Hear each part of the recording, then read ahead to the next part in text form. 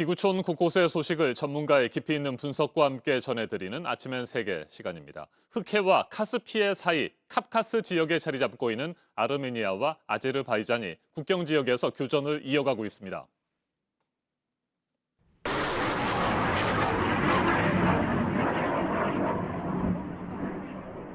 지난 12일 아르메니아와 아제르바이잔 군인들이 국경 지역에서 충돌했습니다. 교전은 지금까지도 간헐적으로 계속되고 있습니다. 아제르바이잔은 아르메니아 군이 먼저 포격을 가했다고 주장하고 있습니다.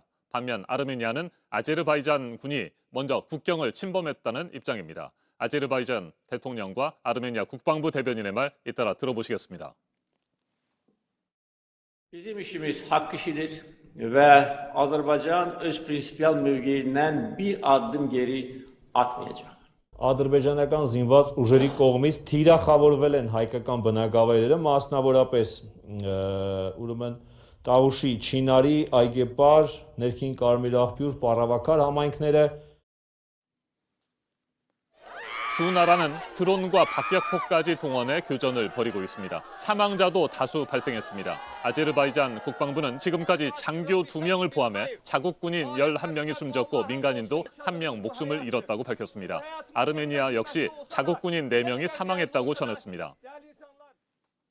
지난 2016년에도 두 나라가 충돌해 200여 명이 사망했습니다. 옛 소련에 속해 있던 아르메니아와 아제르바이잔의 갈등은 소련이 붕괴되면서 중간 지대인 나고르노 카라바흐 지역을 놓고 영토 분쟁을 벌이면서 본격화됐습니다. 1992년부터 2년 동안 전면전을 벌였고 3만여 명이 목숨을 잃었습니다. 당시 러시아의 중재로 휴전을 했지만 지금까지도 적대적인 관계를 유지하고 있습니다. 아르메니아와 아제르바이잔 양국 갈등의 역사는 상당히 깊습니다. 전문가와 좀 더 자세하게 짚어보겠습니다. 고재남 유라시아 정책연구원장 전화로 연결됐습니다. 원장님 안녕하십니까? 네, 안녕하세요. 네, 나고르노 카라바흐 지역을 둘러싸고 아르메니아와 아제르바이잔 충돌이 계속되고 있는 이유 좀 더 구체적으로 살펴볼까요? 앵커께서 말씀하신 대로 양국 간의 국경 충돌은 이 민족 영토 분쟁이다 이렇게 말씀드릴 수 있겠는데요. 네. 역사적으로 소연방이 출범한 직후인 1923년 레닌과 스탈린이 아제르바이잔 내에 아르메니아인들이 다수 밀집되어 살고 있는 지역에 나고르노 카라바흐 자치주를 수립시켰습니다. 네. 그래서 이제 소련 시대 때는 민족 영토 갈등이 수면 위로 안 나타났습니다만은 1985년 3월달에 당 서기장이 된 고르바초프가 경제 위기를 극복해서 이제 경제 개혁을 추진하고 그 과정에서 민주화 정책을 추진했는데 민주화 정책에 힘입어 가지고 나고르노 카라바흐 자치주에 살고 있는 아르메니아인들이 네. 아르메니아로 병합을 추진하면서 양 민족 간의 갈등이 발생을 했고요.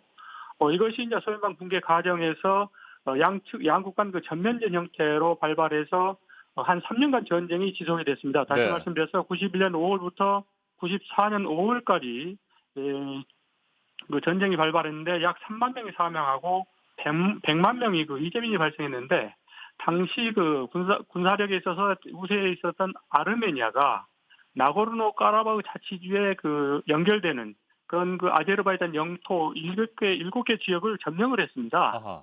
이와 같은 아르메니아 군의 점령 상태가 현재도 지속이 되고 있는 거고요. 말씀하신 대로 94년 이후에 러시아 중재로 휴전 협정이 체결돼서 휴전 상태가 지속이 되고 있습니다만 그럼에도 불구하고 군사적 충돌이 산발적으로 지금까지 지속이 되고 있는 거고요. 2016년에는 4일간 전투에서 많은 사상자가 발생했는데 네. 최근에 군사적 충돌도 연장선상에 있다 이렇게 말씀을 드릴 수 있겠습니다. 네, 아르메니아와 아제르바이잔의 충돌이 이처럼 격화될수록 유라시아, 특히 카프카스 지역의 정세가 불안과 혼돈에 빠질 것으로 예상이 되는데 어떻게 전망하세요? 요새 남코카서스 지역은 우리 한국 분들도 많이 지금 여행을 가고 있는 지역입니다. 네. 거기 카프카즈 산맥이 위치해 있고 또 이제 뷰도 좋고 그래서 다시 말씀드려서 흑해와 카스피해 사이에 위치하고 있고 또 이 카프카즈 산맥과 이란 터키 사이 위치해서 지정학적으로 굉장히 중요한 지역이죠.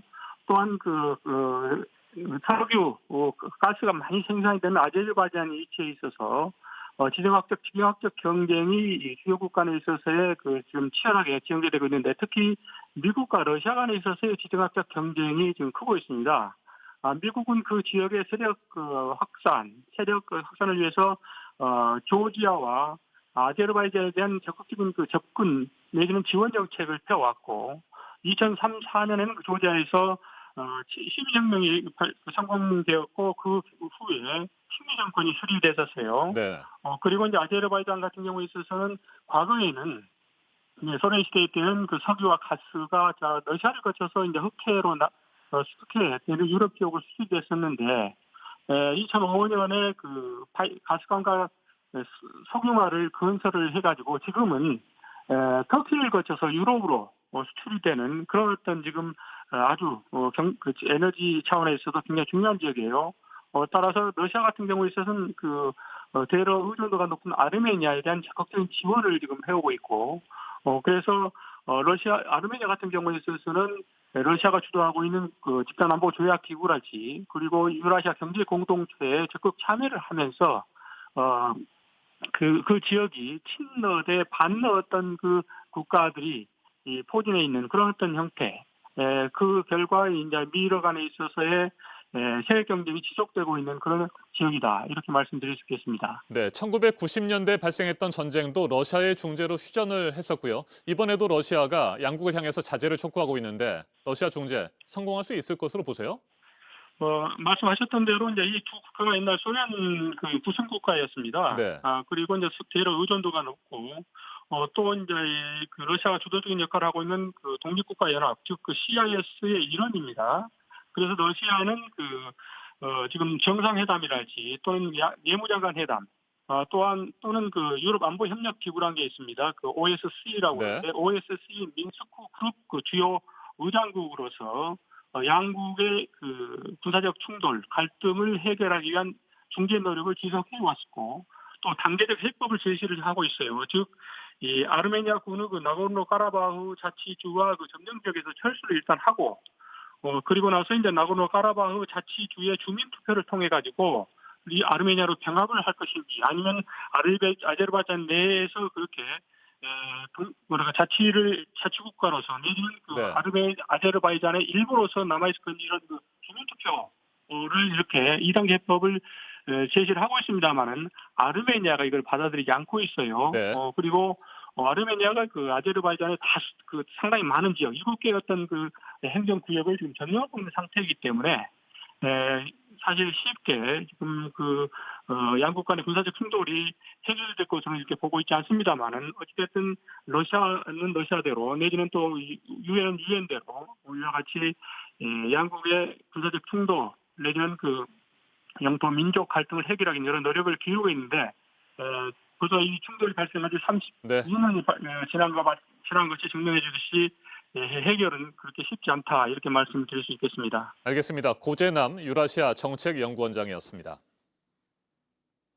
영토와 종교, 경제적 이권까지 아르메니아와 아제르바이잔의 갈등은 그 역사만큼 다양하고 복잡하게 얽혀 있습니다. 이 때문에 분쟁 지역에 살고 있는 민간인들은 하루하루를 불안과 공포 속에서 버티고 있습니다. 그 어떤 이유로도 무고한 민간인들의 피해가 정당화될 수는 없습니다. 피를 흘리지 않고 평화로운 해법을 찾기 위해 아르메니아와 아제르바이잔 양국은 물론이고 국제사회의 관심과 중재 노력이 필요한 시점입니다. 지금까지 아침엔 세계였습니다.